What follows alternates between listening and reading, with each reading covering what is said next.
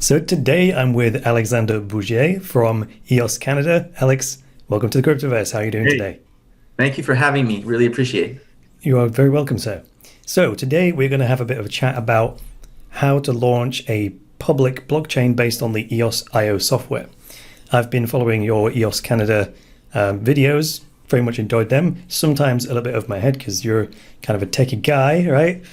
But I think I follow the conceptual side of it. And that's why I want to invite you on, really, to see if we can get more of a high level view of this. Because Right, right, I right. think your approach is ingenious as far as I can understand it. But I thought we'd get you on and have some more interactivity with it, right? Yeah, go. So we are, well, Block One is the company developing the EOS software. And they've made it perfectly clear that they are a developer of open source software that they are just going to release for free, and that's where their responsibility ends, right? They've made that very clear.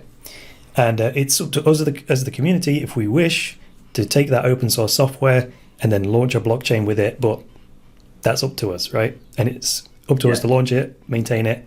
They'll just maintain the core software. So that's mostly what us EOS fans have been doing, and you guys in particular who are running for a block producer candidate, Yeah, which yeah. for anyone who's not familiar with EOS is kind of like a miner in EOS, except in EOS the miners are elected. They're not, they don't just participate randomly. Exactly. So the first question I wrote down was, why do we need a process to launch EOS?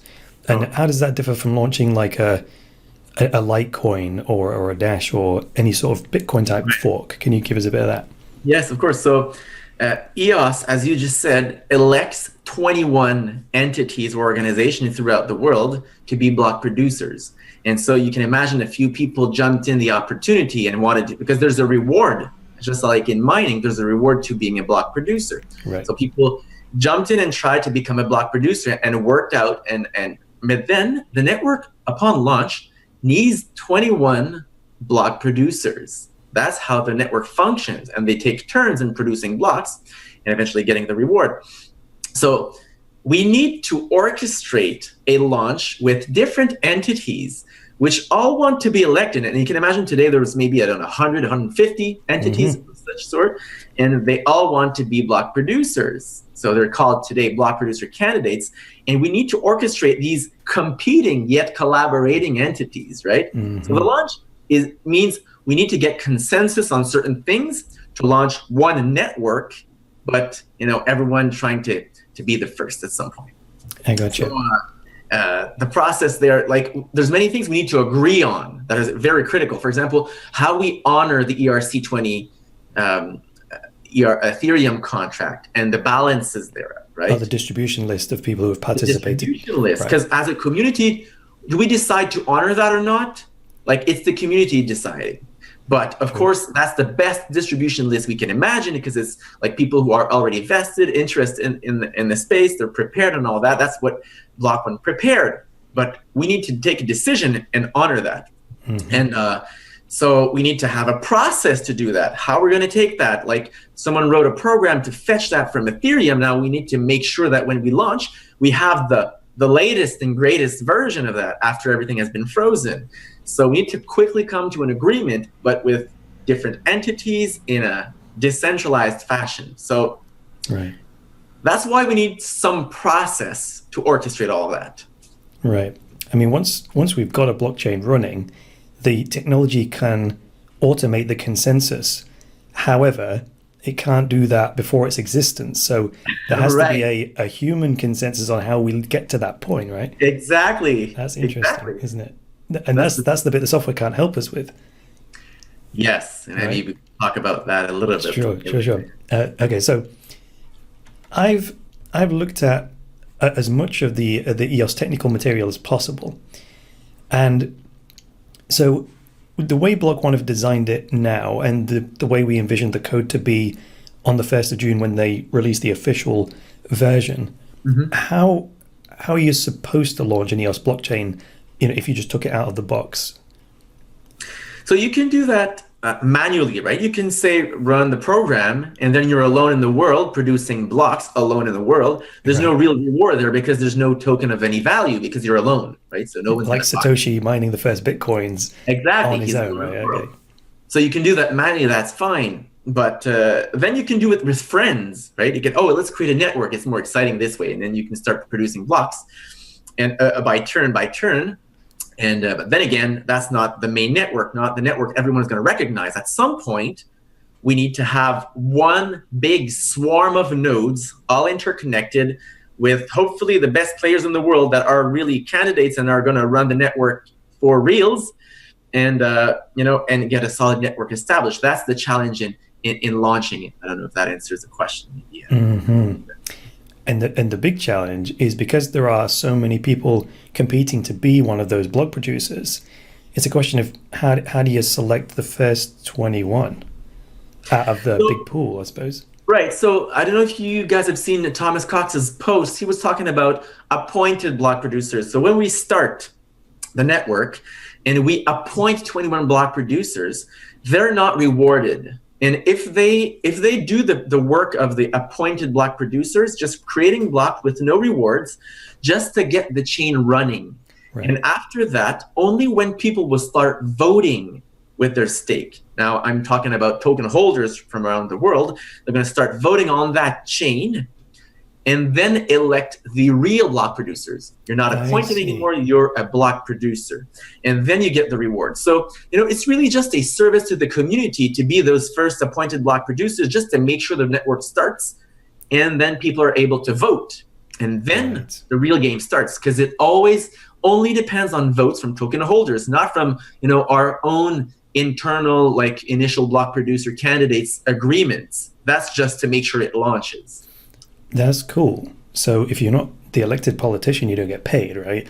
It's only if you get elected that you get paid. Exactly. That changes the selection criteria a bit, because those, I'm going to call them founding block producers. Yeah. Right?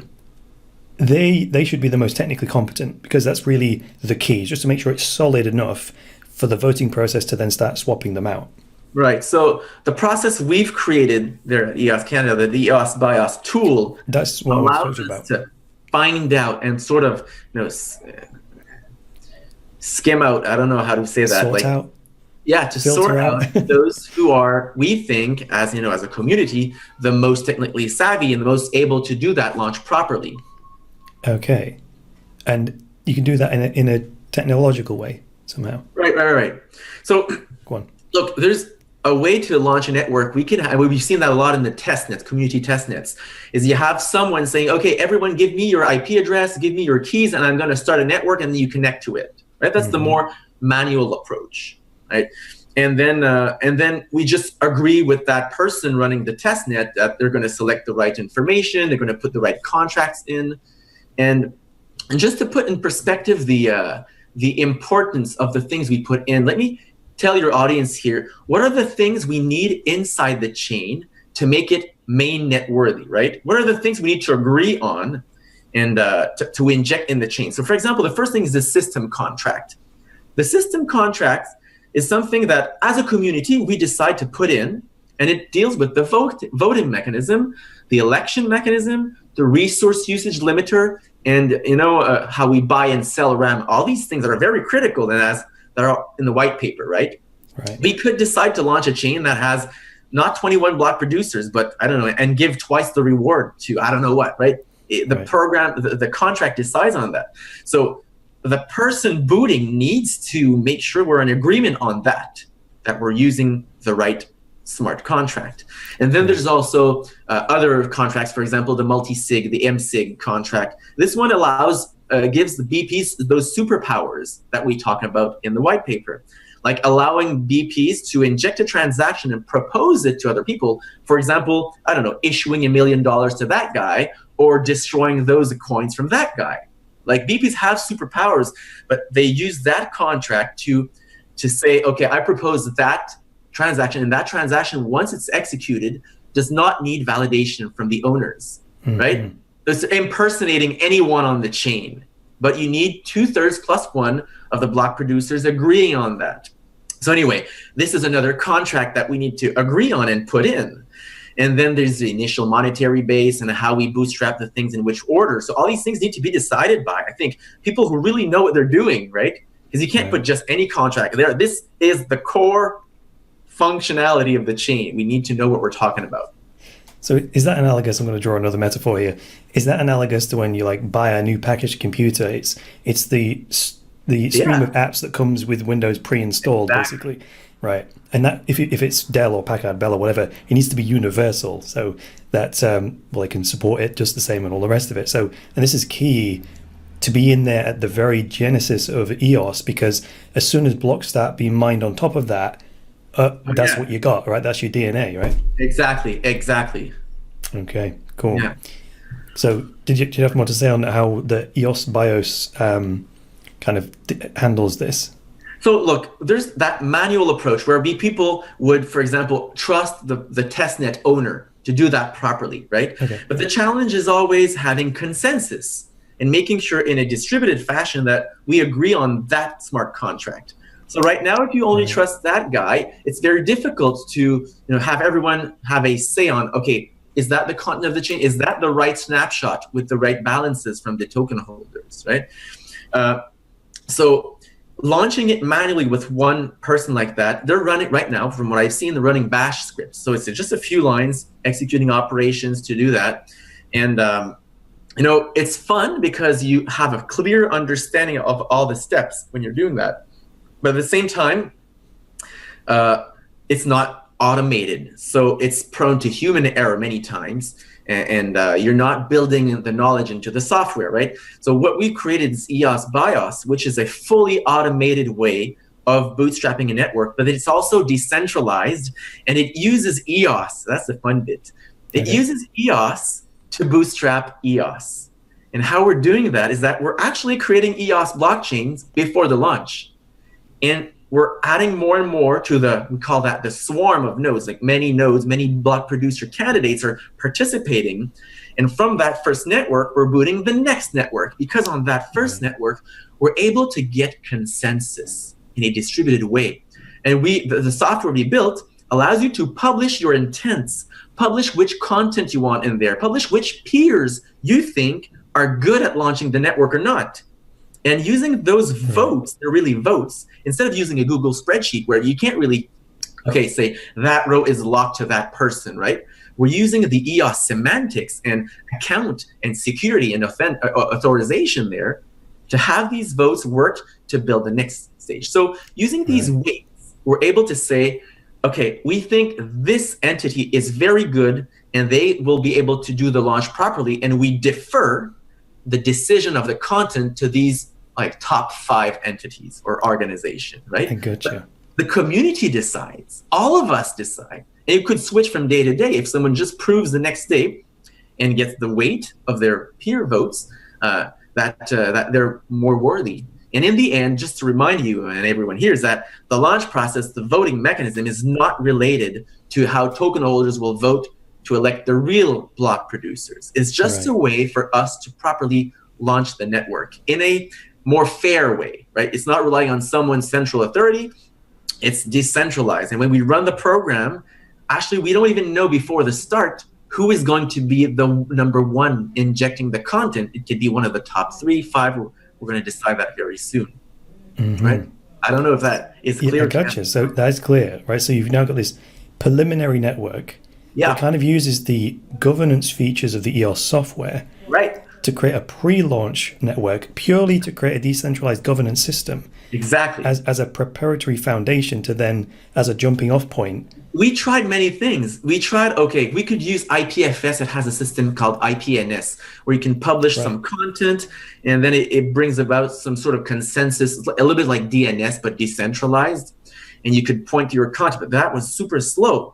And then we could have built an Ethereum contract, right? Doing that because it's a decentralized network. But in the end, it just makes so much sense to write a smart contract in EOS just to dog food or stuff, right? To practice. And we're launching from stage to stage is actually useful for us because we're going to do that on launch. So it's lowering the barrier and the risk so that on launch, what we really need to do is just EOS BIOS, orchestrate, and we all go to sleep. Because we'll have practiced that so many times that there will be no risk, and the software will have implemented all the fixes or the issues we've encountered in the last 2 weeks, right? It kind of reminds me of, I don't know if you, oh, did you have something else to say? I want to sleep on launch. I want to be sleeping on launch. Not like this.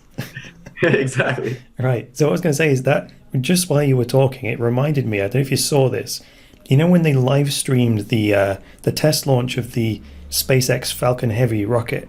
Right? What stuck out to me about that was that whole launch process was entirely automated.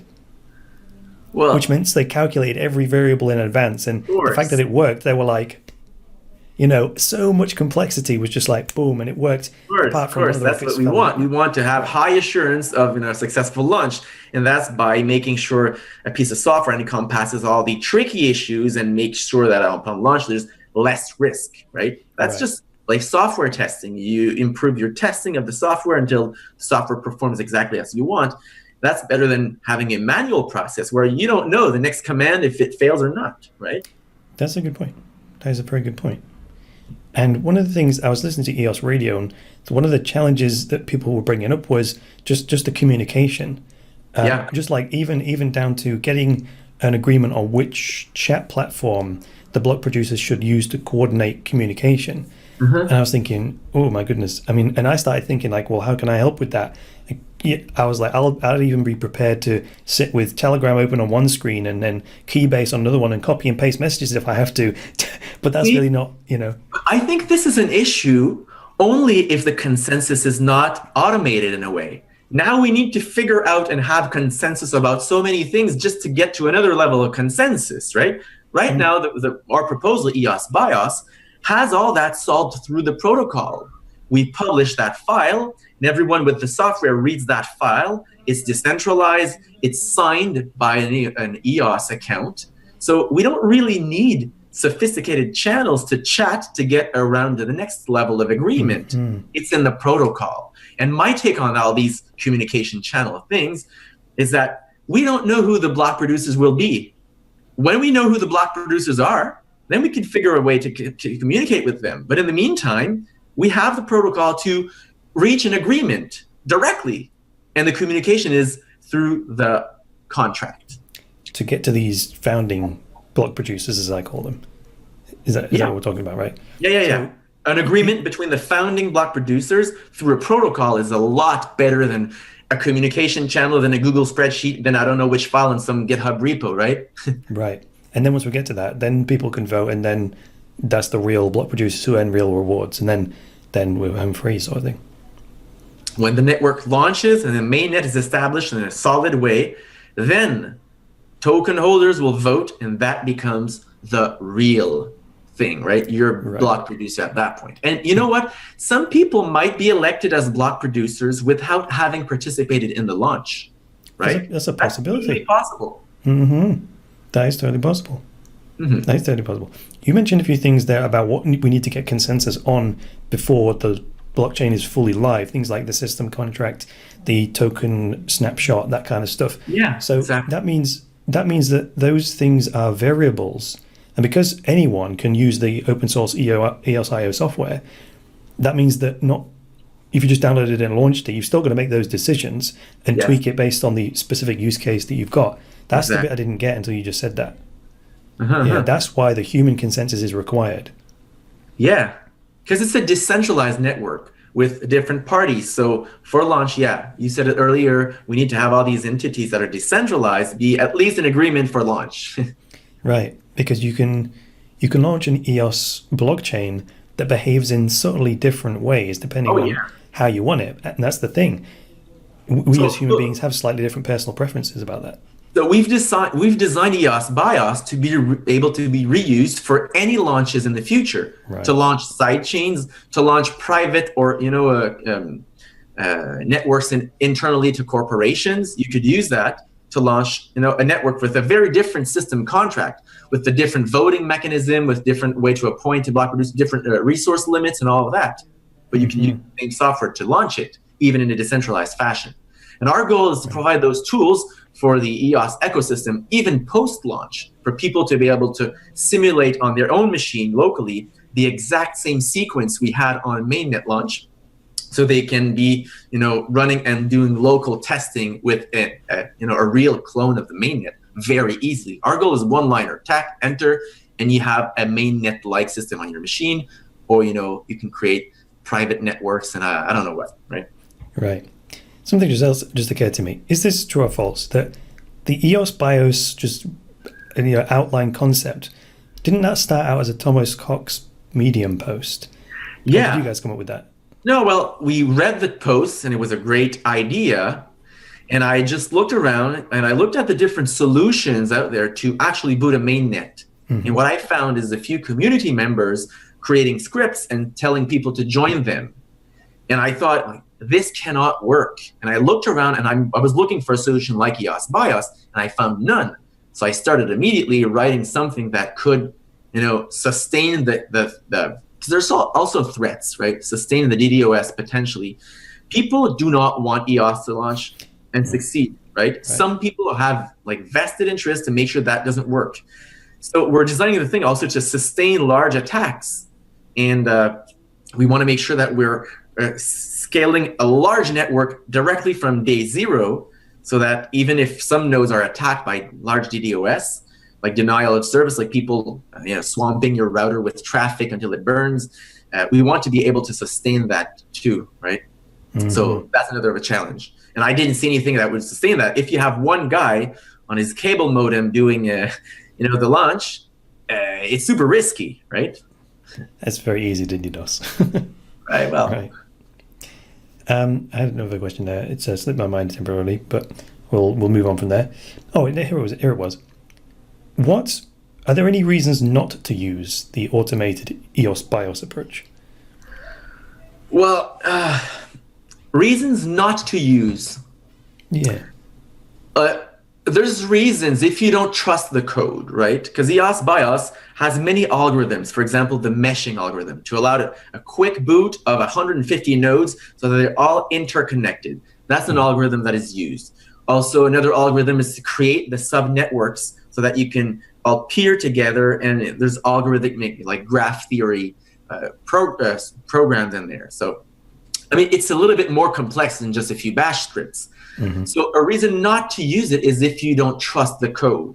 Like, you need to trust the code to use it. Otherwise, there would be a risk. And I'm not putting any backdoor in EOS BIOS, and it's fully open source. But if you don't trust it, you don't want to run it. So that might be one reason I could see. Now, there's the fact that if some people do not master the whole thing, they feel less comfortable. So maybe they don't want to use EOS BIOS. But it doesn't really matter, because if the bulk of people use it, we have a strong network at start. And the other ones, it's very easy to join a network. You just need to put the address of one of the nodes, start your own node, and you're gonna connect. You won't have all the automatic validation that EOS BIOS provides, because everyone starting the network does a full-blown validation of everything on chain, making sure that what we agreed upon is really in the chain, right?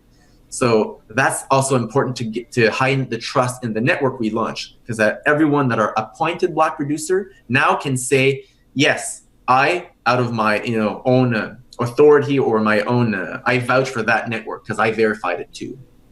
Right. It's also true that if the first attempt at the launch fails, we can just retry it. Of course. Right? Okay. Oh yeah. Yeah. And there's no real consequence to a failed launch. So 2 commands, and then we restart again. Maybe we want to agree on something, depending on what failed, want to agree on a different boot sequence or different whatnot. Maybe someone put an invalid name there, so we created the appointed block producer. It was an invalid name or something like that. Right. But those things we're sorting these things out right now in the previous weeks, right? Now it's May 22nd. What date is today? 23rd. 23rd. So we still have a week and a half to sort out all these things, and we've nailed a lot of those issues. So as we go now, it's going to be just up arrow, enter, and then we get a network, right? Well, you said a week and a half. This is another thing that came to my mind was I did software development at university, but that was like 15 years ago. So, and I haven't written a lot of code since then. And I'm thinking, like, given the complexity and the time scale, I'm like, it makes me a little bit nervous. I mean, again, it might not make you nervous, but I'm like, is that enough time to solve what I perceive as to be some reasonably big things? What exactly you mean? What to solve? The launch process? That's a good question. Yes. So the launch process is already pretty solid, right? EOS BIOS already works, and we're launching stage 9 tonight. The more uncertain part is, code drops from block 1 that arrive late and modify core system protocol. Right? So that's a little bit more funky, but everyone works with that data, and we last code drop, we just refactored our code base like in 6 hours and it pushed a new version. So that's the more risky part, I think, than the launch process. The launch process is pretty solid already. We're adding small features just to make sure we can rapidly analyze parts of the network we want to keep in or exclude if they're not following, right? If they're not actively doing orchestration of the network, maybe we can just leave them on the side for a few moments and then they can rejoin after. So some sort of small details like that. But otherwise, it's working. And the risky part is the blockchain itself. But I think we had a new code drop yesterday, and not much core things have changed. So hopefully there's less and less change. But I have not yet seen anything regarding the constitution in code. Maybe I missed it. Poke me if you've seen it. But so this still needs to be put in, and maybe at that point we need to modify our software to have that be voted too. Right? That's another thing we need to come to an agreement, and having an automated system and a decentralized system to arrive to consensus is certainly going to be very helpful, especially if all the rest is nailed, right? And we only need to add one line to say, okay, the consensus, the constitution hash, do we vote for that one or that one? And then we arrive to fast consensus, right? That's what would make me nervous as a developer, are these, uncalculable unknowns that block 1 could just throw out, and you don't know what's going to come out, do you, right? So that would make me a little bit nervous. What's stage 9? I'm assuming that's one of these BIOS style staged practice launches. Right. So we developed the software, right? And so we wanted to make a clear path to mainnet. But I just want to say one thing. So right now, EOS Canada has done stage 0, 1, 2, 3, and up till stage 9. Well, we're launching stage 9 tonight. Okay, so we launched. I assume you've not done that on your own, though, right? It's in cooperation with other block producers. Yes, so stage 8 has, I don't know, maybe 40 block producers already in, right? And when we're launched stage 9, hopefully it's a larger amount. We needed to reboot at stage 7 because of the latest code drop. So we started back from, because it was a different blockchain. And, but what was I going to say here? Is that if you're on stage 8, for example, you can spin off stage 8.8 or 8 or 85. You're free to take one of these stage networks and launch your own as a small community, because it's just a protocol. So we wanted to give a clear path of going forward. So we're trying to push the community to stage 9 and then 10 and then 11, but no one is prevented from forking that and taking more leadership and then doing the stage 11 and 12. Maybe at some point we're not going to be involved at all, and people are going to do stage 12 and we'll just follow. But right now, I think it's useful that we give a little, direction in the stage and the pace, because the timing is short, right? So someone needs to take a little leadership, and What happens when a stage increments from 5 to 6 to 7? What changes? So sometimes we'll, for example, the new blockchain version, we'll say, okay, this next stage, everyone needs to be on that blockchain version. So I'm talking about the EOS.io code base. And then sometimes we'll have a new test because the boot sequence changed, right? So it means, okay, we injected that contract, but we need to change the version of that contract. It's been updated, or we decided something else. So we launch from, the next stage will have that in. Okay. And now also everyone participating in one chain, they'll be transplanted to the next one. So they'll have accounts created on the next one. So growing the producer, the founding producer. Founding block producers, right? So scaling the network also from stage to stage, and also just practicing, right? What changes is we have more practice, the program is better, and so when we get to mainnet, we'll have more options. We have more. So we'll flip one switch, one mainnet. It's going to be the is testnet equals true. We're going to flip that to 0 to false, and then all the options that make the test nets a test network, like that we have issuance a little bit more currency so that people can do some testing. That's going to be flipped off, and mainnet is going to be live. Just another stage. Okay, that makes me feel a lot better. So yeah, that's cool. There is a possibility, though, that. So this is good that you've already got this little daisy chain of launches, practice launches, almost like dress rehearsals, all the way up to the live show, as it were. Right. And that sounds good, right? And ideally, every round, what do you call it? Every stage, more and more of the total number of block producers get involved in it, right? So that there's less discord in the community. Exactly. But there is a possibility that I stubbornly don't want to use EOS BIOS and try and launch a chain manually on my own over here, and we end up with two EOS. So some people have suggested launching 5 chains. And then about that. Yeah, some people, and then we would select one randomly. It's just, the thing is that not all chains are created equal, right? All these we were just talking about, right? Sorry? Like we were talking about, the base configuration needs to be identical. Exactly. And so we can't just say, okay, randomly. It doesn't make sense because we need to check individually. I think right now, the only sad aspect about that is that if some people are trying to launch different chains, and we don't have all the brains making sure that the EOS BIOS launch is the best it could be. I think it's going to be the best still, but I would like to have the brain power from all the other community folks making sure that the boot sequence is like rock solid and we miss nothing and all of that. Right. That's why I want all eyeballs on it to find any dot or colon that's out of place or whatever, right? Yeah, instead of launching on different aspects and not and then I don't know, with the random thing, that doesn't make sense to me, but I can understand people do not want to for some reasons participate in something that everyone else has participate. I don't know, nature of people. Right, absolutely true. Well, I've learned a lot from this. The reason I came to in the first place was because even without understanding the deep tech, having a computer science degree and being in the tech industry for 10 years, I understood the technical principles at work. Even calling it EOS BIOS was meaningful to me, right? Because that means a BIOS is the perfect name for it, in my opinion. It's the very basic hardware code that boots the whole system up, right? Yeah, exactly. So that was perfect. So now you've layered on for me extra levels of detail. I personally am just even more enthusiastic that the EOS BIOS is the way to go. So right. I very much appreciate your time. The BIOS thing was Thomas Cox's idea. I think it's a great name. That's true. And that's probably what got my attention and read the article in the first place, because I was like, straight away, I didn't even need to read the article. I'm like, I know what that is, right? Right. And then he gave you the detail. So that's great. I mean, I can let you go at this point. If you want to add anything, please do. Otherwise, I just want to thank all the community that is currently doing that. It's crazy, the amount of work and also the amount of passion that's going in.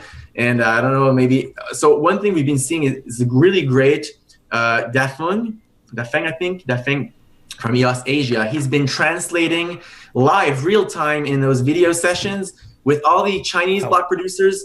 I mean, that's priceless. I don't know how we could even have thought to organize that ourselves, but now it's sort of bridging the different communities and across languages. So huge kudos to everyone who's participated and also everyone who wants to participate next. Excellent. Well, Alex, I very much appreciate your time today. So thanks for joining us. Hey, thank you. My pleasure.